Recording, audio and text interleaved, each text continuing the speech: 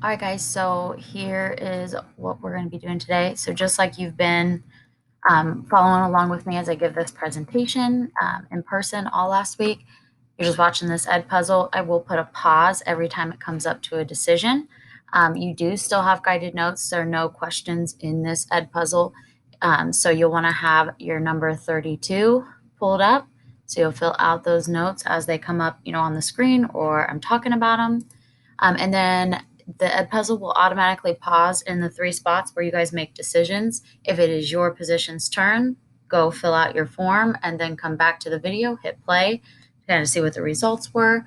But if it's not yours, you can just skip right through it. All right, so that's how you guys are going to complete the guided notes today. All right, so let's get started. So we are going to be talking about, it's kind of referred to as the Southern Campaign today, or the battles that happened in the South. But I want to review kind of where we're at from this point, since the beginning of the war. So this war so far has been extremely expensive for both sides. Remember, we've technically been fighting this thing since like 75 after Lexington and Concord. And this has been, expensive for the Americans and the British. That's why the Americans are going to seek the help of the French. And the British are going to start running into some issues now because remember, they're already still in debt, which is why they were taxing the colonies in the first place. So it's not like that debt went away. So this is definitely just kind of the longer it drags out, the more expensive it's getting. And so because we were able to convince France to join us, with that win at Saratoga, mixed with some strong stances that we had taken through the war, now the French have declared war on the British, and they're not even just fighting the British in the Americas. Now they're kind of attacking them all around in India, where they've got some colonies, and in the West Indies. So now we've kind of drugged Britain not only into a war against the Americans, but also now they're drug into this war with the French, which was something that they did not want to be in. And this definitely is going to throw them off a little bit. So after Valley Forge, the war in the North, which is where most of it has been concentrated this whole time, right? We've been talking about battles in New Jersey, Pennsylvania, New York, Massachusetts. Those are all going to be Northern. And we've done, like not good, not bad, but we've done what we needed to do. But we just talked about that winter at Valley Forge, that winter between 77 and 78. And we come out of that winter really, really great. We've got von Steuben that has kind of whipped the army into shape.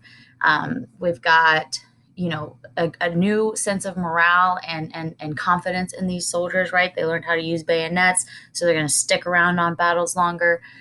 So Valley Forge has proven to be, yes, miserable condition wise, but overall in the scheme of the war, it really helps Washington and his army.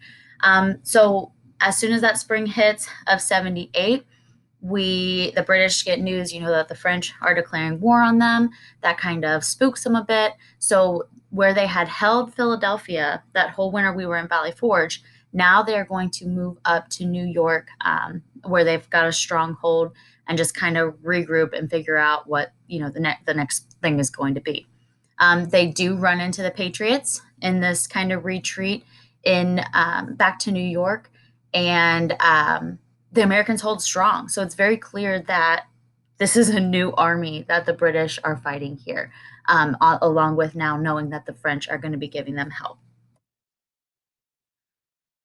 So when the British get back to New York, Washington follows. He continues to put pressure on them. Now, by this point, especially with some of the recent successes of the war, you have the whole kind of New England, those northern colonies, backcountry, patriot sentiment, getting into these scuffles with British regiments that are spread throughout, and it just kind of seems like we're in a bit of a stalemate in Britain's mind, right? They don't feel like they're making any headway. They don't have the loyalist support that they thought they were going to have. And they kind of feel like concentrating in this North is almost like a losing battle because the war just keeps dragging and dragging and dragging. And they know that they've got to make a big move here.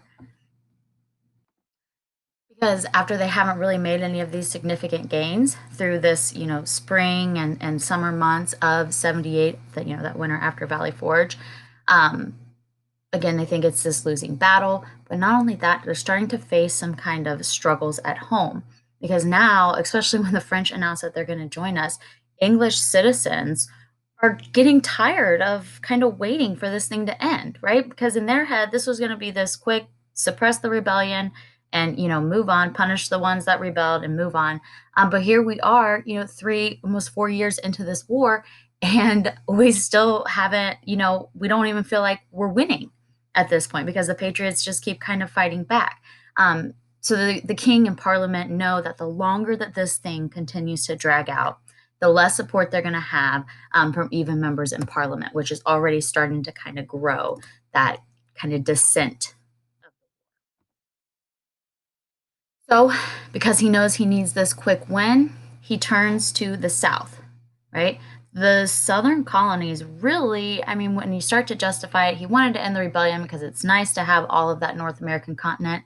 But now they're starting to get to the point where, okay, if we lose the North, that's fine, but we can't lose the South because their plantations are extremely profitable. We feel like we have more loyalist support in the South, and the rebellion just isn't as strong down South. So we'll be able to kind of use those loyalists to put pressure on any patriots that still remain in the South and kind of squash this thing. And at least we'll have our most profitable part of the colonies, which would be those plantation.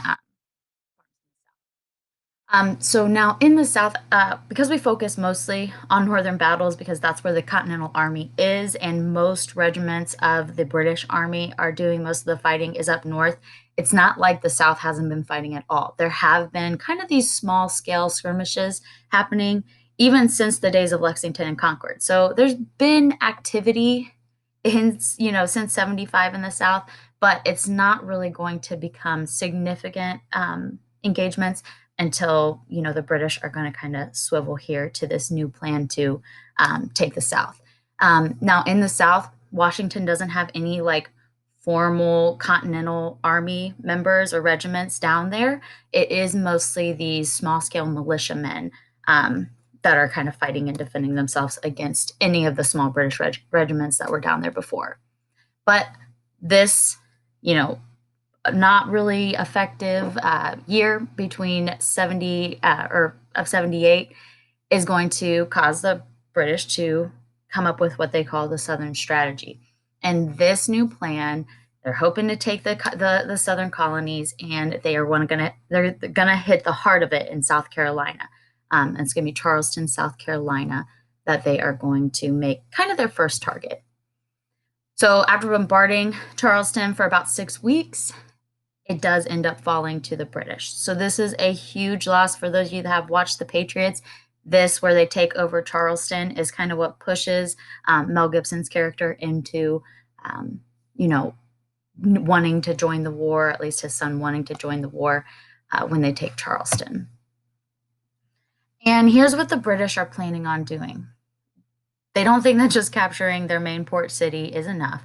They now want to kind of gain the love or the support of two different groups that they know have or that they think have a significant population in the colonies. The first being slaves, because here you have a bunch of slave masters in the South. Surely, if you offer slaves freedom, you can definitely get them on your side. And then your loyalist population, they think it's a little more even, and it is true. There's not as many patriots that are going to be down south. So they want to definitely grab the hearts of those loyalists and kind of enact those loyalists and make sure that they are able to help them with this plan.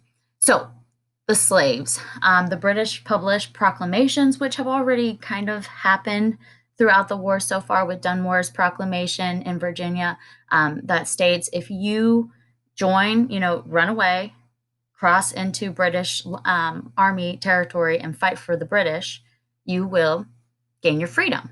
And on top of that, you'll also be paid. So you can kind of get your life going, get your life started. And the result of this is it works for the most part. Hundreds of slaves are going to rush to join the British Army. because of that, guarantee of freedom.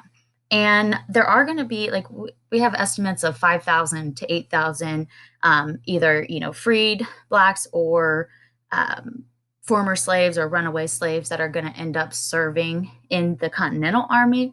But we see much more flee to the British ranks because rightfully so, slaves don't know whether they should really trust the Americans or not. And then the opposite effect that this ends up happening is loyalists are slave owners too. So you've got slave owners now that are fearing that their slaves are going to run away and fight with the British. And so now those kind of maybe people that were in the middle, those neutralists or those loyalists that are also slave owners, are kind of turning against the British because they fear that the ultimate goal here is, well, you're going to take my slaves or you're going to, end slavery or, what's the end goal here? So it actually, although it's successful in getting slaves to cross enemy lines and, fight with the British as far as soldiers go, it is going to kind of help or, help them in the opposite way of losing some support that they maybe would have had they not pushed this so hard. Because that was the second part of the plan, right? You got to get the loyalist to buy in and, support the British. So after the British are able to take over cities, then they're hoping to insert these loyalists into government positions, high up positions, and kind of suppress the rebellion within because they want to stay loyal to the crown. And because they feel like they have a large support of loyalists, they feel this is going to work. But this is the effects of this is the plan's going to fail. The Patriots are going to band together. There are more Patriots than the British thought there would be, and the Patriots feel like they have something to fight for. So Patriots kind of band together and they take over some loyalist strongholds. They, attack, and there are these small scale attacks where you got Patriot militia that are defeating loyalist regiments or even just normal everyday loyalists that have shown that they are going to be loyal to Britain. So it actually doesn't, we're going to see later on, the colonists have a way to use this against them to actually gain more support in the South because this loyalist idea just doesn't pan out.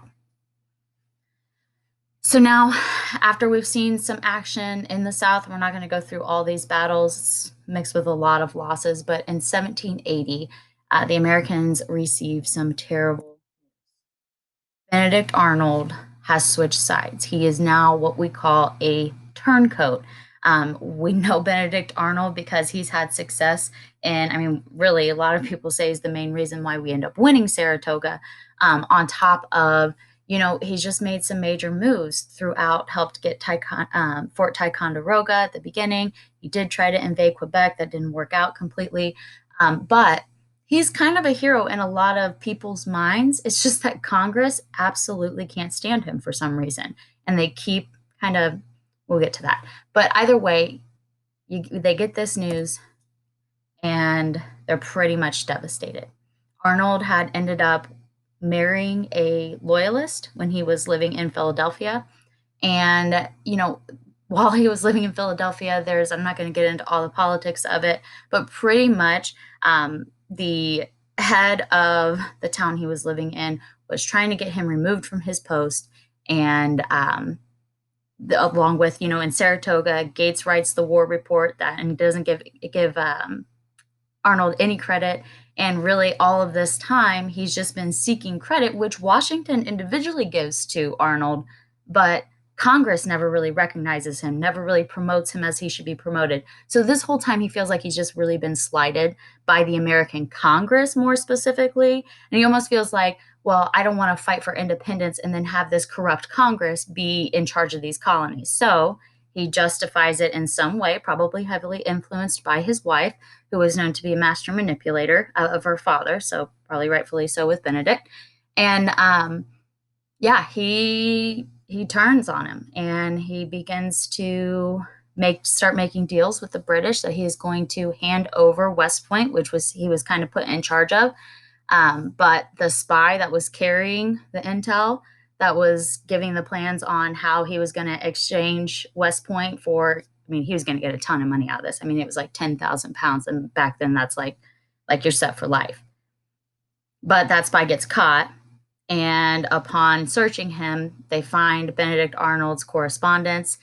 Benedict Arnold does end up getting away, so he doesn't get captured by the Americans. He ends up going back to Britain. Um, but Washington hears of this and he's devastated. He was a huge fan of Arnold. He knew that, Congress wasn't treating him right, but he would have never expected this from someone that he probably would have considered actually a friend. So, with this kind of bad news starting to mount, and the fact that Washington is up north, yes, they're doing all right in New York, but he's hearing now that he's starting to lose major cities in the South. So, he's got to make a decision. What are we going to do? So, officers, this is now where you're going to be making your decision. So, here is the scenario that you're going to be in. Your forces have been badly defeated in the South. It's mostly militia. You know that you can't afford to continue to lose some of these major battles. So what's this new strategy that we're going to go in with? So as an officer, are you going to abandon the North, move most of your troops and supplies to the South so that you can regain regain the territory you've lost, and kind of bank on the fact that the northern colonies you'll be able to figure it out later, in a sense, and gain those back because you had them before? Or are you going to send maybe a few regiments down, but focus more on winning the hearts of Southerners more than actually winning battles?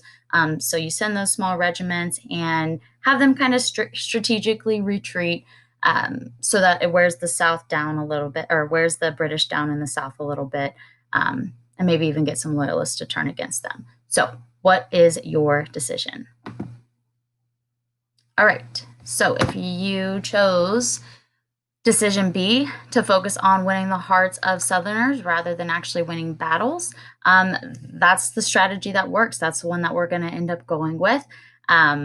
So you're going to end up with plus 20 morale points here. But if you chose to abandon the North, your Patriot supporters, not even just your soldiers, but your Patriot supporters, are going to feel like you're kind of abandoning them. So you're risking losing that support if you just completely abandon them. And there's no guarantee that you'll be able to get that land back. So if you did make the decision A, not the best choice. Here's what ends up actually happening. This is what Washington decides to do. So Nathaniel Greene is chosen to lead the Continental Army in the South. So he's going to be sent down there with the strategy to get the local people to turn against the British. We know that they didn't succeed in the North because they didn't have the support they thought they did. So let's make sure that it's the same in the South, but without giving too many resources. I'm still able to have this plan of attack, without getting actual wins or anything. I really just need you to turn the South against the British. So that's what he does. Along with, you've got Daniel Greene that'll join this as well as some other notable officers. But essentially, Greene is able to lead the British, and specifically Cornwallis's forces, on a goose chase. He knows the terrain better. They know the terrain of the South because they've got militia that are really helping them with that.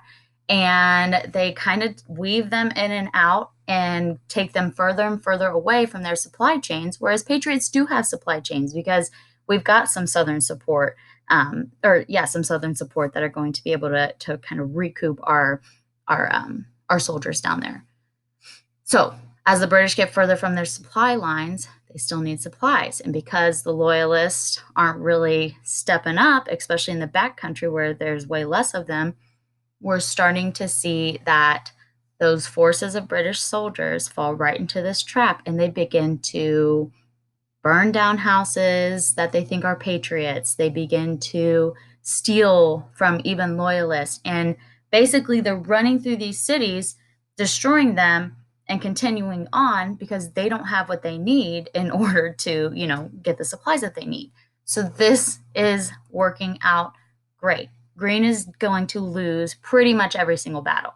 He's going to inflict a lot of injuries and a lot of fatalities, but the Americans are not going to win any of these battles as we kind of continue to do this retreat, attack, retreat, attack, retreat, because they're wearing the British down, though. we're starting to see that the support for the British in the South, because they've been doing all this plundering and stealing and lighting towns on fire, they're going to start to have their allegiances more towards the Americans than the British. So you can lose the battle, but still win the war. And that's definitely our complete, really through the whole war. It's kind of like that. It's almost like you just got to wait them out, tire them out, because at the end of the day, we know they're not going to stay here and fight us forever. And as long as we continue to fight, we got a chance to win this thing. So you got Thomas Paine making some significant statements here that resonate with this strategy that the Continentals have taken, that winning the American Revolution War is about more than winning battles and capturing cities. It's about capturing the hearts and minds of people. So they also know that if they're able to gain support from people in the South, which they didn't know if they had completely at the beginning of this war, that maybe they're going to be able to, unite this country and actually make this a country that is not controlled by Britain. So after, making some significant gains in their own strategy in the South, the Americans and French decide they are going to attack the town of Yorktown. And this is a port town that's currently controlled by the British. You can see it's right here on the map in Virginia. And in order for this plan to work, they're going to need to coordinate both a land and sea attack, right? That's going to be instrumental to this. Now, spies, this is when we need you. So here's the decision that you guys are going to be faced with. We need information about what this British plan is. We need to know what their next moves are going to be, because we know this is an important battle. So you got a difficult choice to make. Your spy ring is not as strong in the South. You don't have the same, trustworthy people that you had before. So you've got one of two choices. You can either try to turn one of the British spies that you have in custody currently into a double agent, try to get them to betray their army, offer them a ton of money, a ton of, maybe even a command in the British or in the American forces. But you're going to try to kind of bribe them into becoming this double agent and letting us know what the British plans are, which, hey, that's what they did with Benedict Arnold, and it worked. Or are you going to send a slave who has just been signed over to your regiment by his patriot owner to act as a runaway, crossing over into British lines, so that he can maybe overhear some information and bring it back to you? So you guys are making that decision now. All right, and here is what those decisions lead to. So if you're going to try to turn one of these British spies you have in custody into a double agent, you can't trust that they're telling the truth, right? He could say, okay, yeah, I'll tell you everything, and then completely give false intel, right? We already have double agents that do that. So obviously we're going to be a little sus of this. So if you chose to do this, you take his information to Washington. Washington just takes it with a grain of salt, and we really still don't know what the British plan to do next. But if you chose to send a slave, this is what actually does end up happening. Because why would a runaway stay loyal to the Patriots in the British mind? So they have no reason to suspect that this guy would be a spy. And in your actual notes, this is what ends up happening. So this is James Armistead Lafayette. He is a slave, and he is going to become a spy for the Americans. He is going to successfully overhear extremely important information that is going to help Washington prepare for Yorktown. There's a good chance that if James Armistead wouldn't have been in, British territory, figuring this information out and giving it to Washington, that this whole plan might not have worked out. And this is really where we end up winning the war. So it's a big deal. But a little bit about James Armistead, and he ends up later adding Lafayette to his name, and you'll see why. So he actually gets signed over to the Frenchman, Marquis Lafayette, who, remember, joined us in Valley Forge. And for my Hamilton fans, you obviously know who Lafayette is. They actually develop a very trusting relationship. And what's interesting about their relationship is, you got to remember, Lafayette is this 20-something-year-old that has lived in France his whole life. doesn't understand slavery. Slavery isn't ingrained in the French culture, especially race-based slavery as it was here in the Americas. So he was very open with James and kind of built that relationship, which really might have caused James, I mean, to think that it was genuine because the French wouldn't have these preconceived notions like a lot of the patriots living in America at this time would be. So Lafayette decides he understands the dynamics of slavery in the South, um, and he understands that it probably would go unnoticed if he sent the Armistead into the British forces because they would have no reason to believe he was spying for Americans because why would a slave help a patriot, like I said before? But obviously, he is helping Lafayette. So he hears of Cornwallis's plan to go to the town of Yorktown, where he's going to wait for supplies from New York City and reinforcements, more soldiers, because he wants to kind of end this thing really quick. So even though Armistead gives us this information that you're going to see is going to help plan this whole battle strategy in Yorktown, when the war ends up winning, just kind of a side note about Armistead, when the war ends up, when we end up winning this war and we free most of the slaves that were originally fighting with, our army, because of his spy status and not soldier status, he is not recognized by Congress as getting those benefits of, African Americans that had served in the military. So he gets put right back into slavery, and he continues to petition, like, look what I did, like, why, like, I should totally get this exception. And Congress continues to say no. Lafayette, who is going to head back to France after the war, hears about what's happening with James and specifically writes a letter to Congress detailing everything that James did for him and that he absolutely deserves to get this freedom. And Congress grants it. So because Lafayette pushes so hard, and even due to their friendship, um, he ends up getting his freedom, and then he does end up adding Lafayette to the end of his name. Years later, when Lafayette does his kind of like farewell tour in the Americas when he's very old, he is said to have run into James and embrace him with a big hug. So they really did have quite a good relationship. Again, because it's a little different than the American view on slavery, whereas he's a young Frenchman that doesn't hold race or status against somebody as much as we were seeing happening in the North or in the Americas. All right, so with that intel, back to kind of what's going on, Washington orders a fleet of French ships led by de Grasse to block entry into Chesapeake Bay. This is that Chesapeake Bay, that major bay that we keep talking about because it's protected and it's got all these nice port cities around it. Here is Yorktown.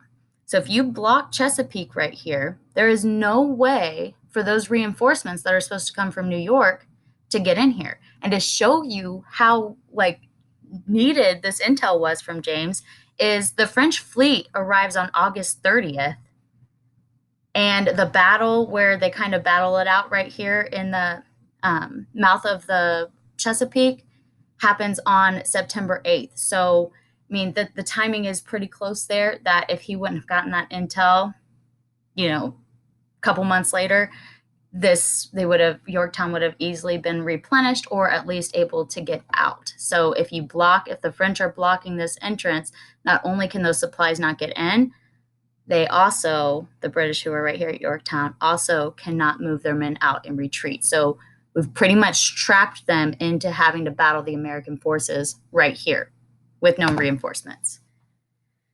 So now all Washington's got to do is come up with the land part of the attack. So Washington's been joined by Major General Rochambeau, and they arrive in Virginia. Now, Washington really didn't want to focus on the South at all. There are a lot of people that had kind of tried to get him to pay more attention to the South, even before this at Yorktown, and he's very reluctant to go there. But Rochambeau kind of convinces him, like, no, this is our chance. Like, we gotta make the South a priority. So they devise this plan where they will surround the British in Yorktown. They've already got the sea blocked out. They've got no way to retreat. They're going to have to fight their way out. And now we have almost the full brunt of the American Continental Army, except for the ones that are still holding ground up north, plus those French forces. And we have them surrounded. So this is a really, really great position for the Americans to be in. So they begin to dig trenches around this fort. And the ultimate goal here is kind of wait them out, continue to fire and fire and fire at them until they ultimately surrender. So soldiers, you have a decision to make now. So your officers have a plan to storm a part of the British forts that are called redoubts. And you're going to see what those are later. But basically, it's these kind of almost mini forts that are built up by land right outside of the main fort in Yorktown. So the plan is going to be that you want to surprise attack these redoubts, take over these redoubts so you're in better position to continue to fire and shoot straight into, the fort at Yorktown. But your officer has told you to take the bullets out of your gun because it's going to be a sneak attack at night, and you're mostly going to be using your bayonet. But he has you take your bullets out of your gun. So are you going to obey your officers because you don't want a stray gunshot to give away the plan? Because if they hear a gunshot, obviously they'll know they're coming. They'll be ready for an attack. Or are you going to secretly load your gun? Because who knows? The enemy might know that you guys are about to attack, and you're going to be stuck without being able to shoot from long range, and you can't stab them from miles or from feet away. So you're kind of wondering, why would an officer command such a thing? You've never been told to take the bullets out of your gun. Is this guy like another Benedict Arnold, where you're just going to be turned over straight to the Patriots? So you make the decision. All right, so let's see what your decisions lead to. If you chose decision B, to secretly load your gun, because what if the enemy attacks? That is the incorrect thing to do. Your officer is going to catch you and punish you. He's going to take the bullets out of your gun anyways. And luckily, even despite your idiocracy, no, I'm just kidding. You're not that. I get it. You want to be able to protect yourself.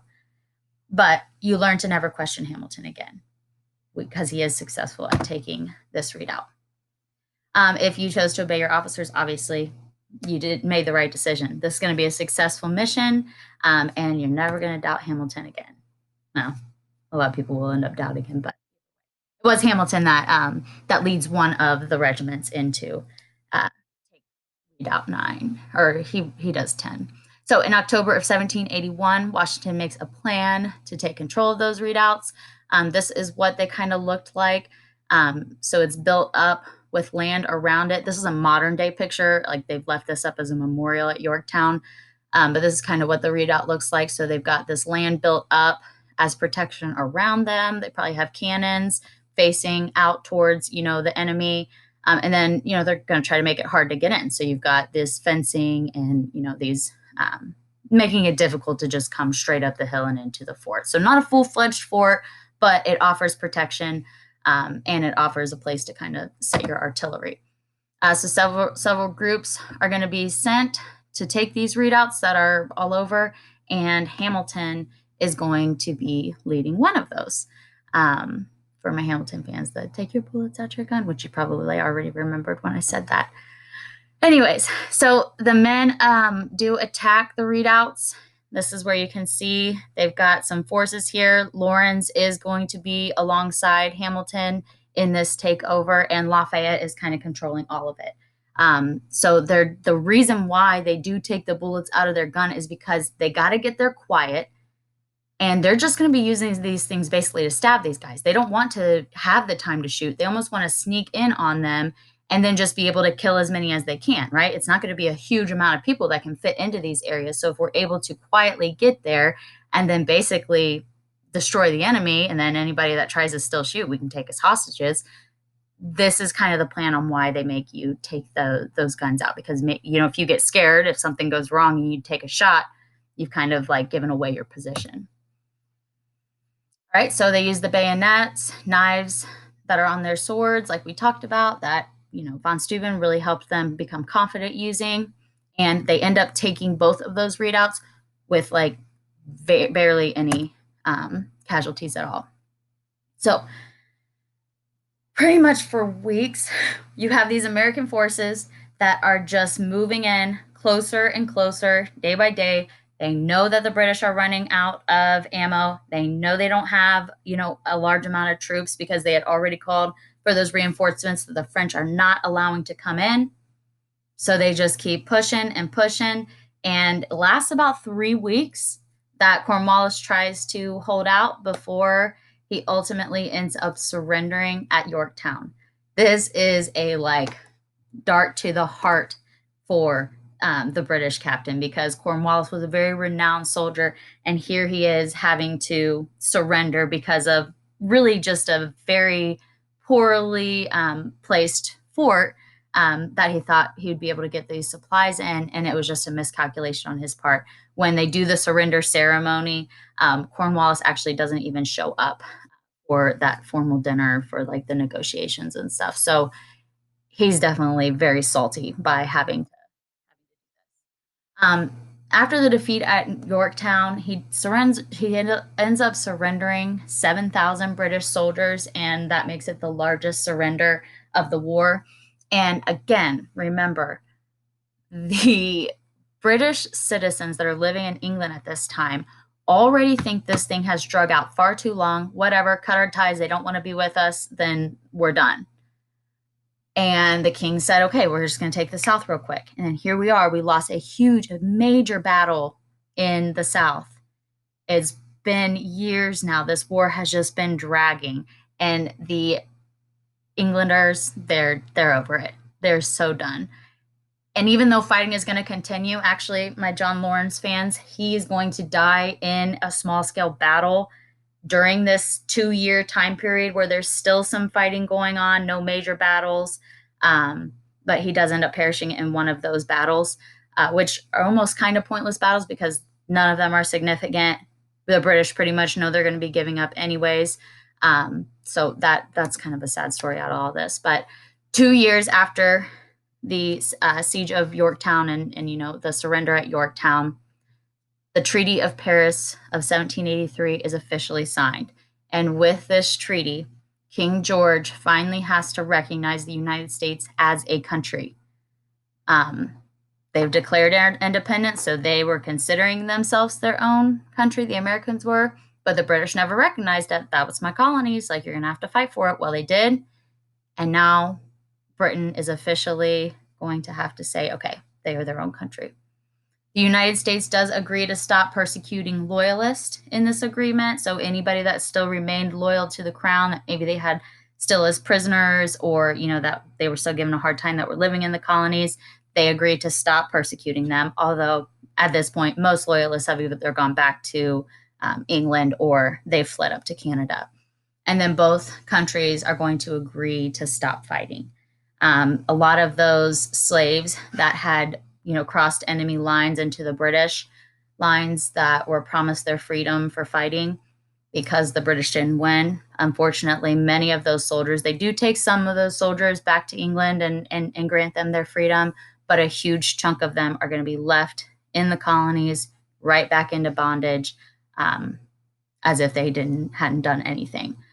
So that is definitely a down. The British losing. But in this conclusion with Yorktown, even though there's going to be fighting for 2 more years after Yorktown, it's all small scale. Washington's not even going to be at most of those engagements because it's pretty much decided that the British are going to be surrendering ultimately and recognizing the Americans as an independent nation. So now we're faced with this decision. Throughout all this, our Congress has been basically worthless, little bit corrupt, and completely ineffective. So what type of country are we going to be? We can't continue to live under this Congress that we had to get us through the war. So from here, what are we going to do? And those are the Southern battles. We did it. We won the war.